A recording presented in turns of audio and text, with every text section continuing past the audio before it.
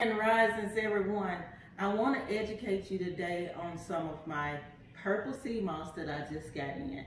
I ordered it from Jamaica. Nice, fresh out the ocean, and if you was in here, you could smell it. It smells just like the ocean.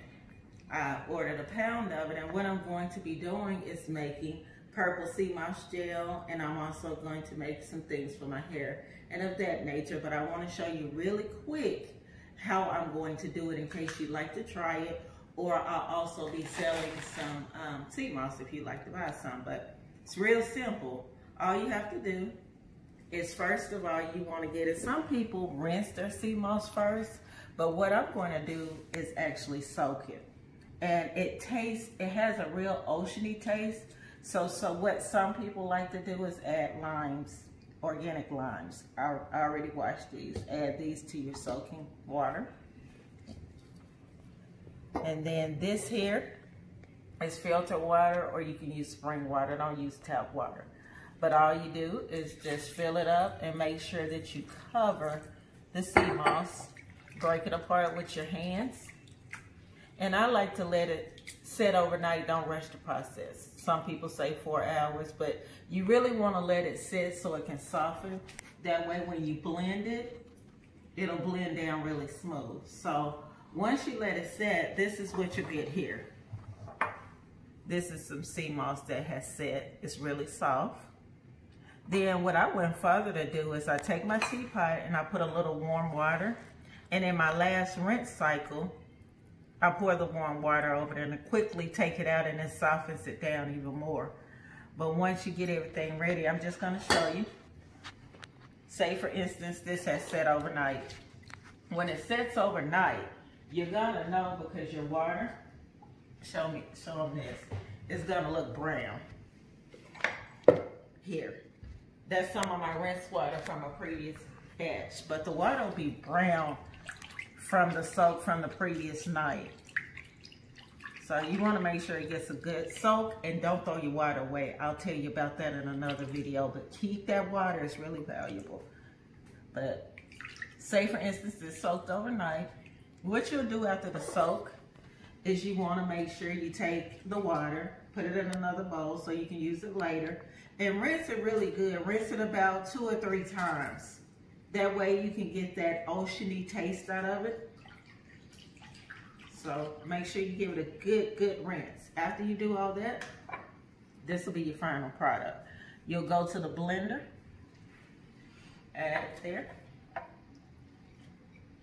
And then some people use their rinse water, but what I do is take some good filtered water. Let me get my spatula here. When you put your water in, you just want to make sure you have your sea moss covered. So there's no measurements. It just depends on how much you're using, how much you want to make. I just took a handful, so I'm going to take the water and I'm going to put enough so I have all the sea moss in there covered. Then I'm just going to blend it until I can see the difference.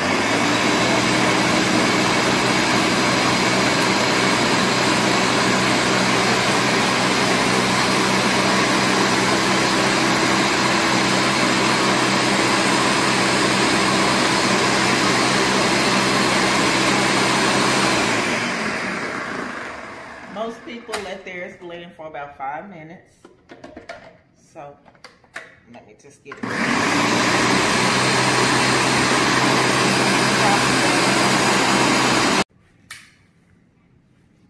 We back. All right. Getting the vibes right. This is one of my, I guess, wraps that I made out of some of the herbs that I grow. Lemongrass, sage, and rose petals. Just cleaning the air as I work. All right, so it's nice and thick.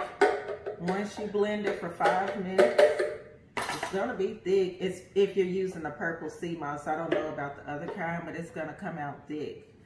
And once it sits, it'll be gel. Mine, I didn't take out the white pieces that was in there because I thought that I believe that has a lot of nutrients. So, well, I had almost enough for 3. I'm just gonna pour that in these 2.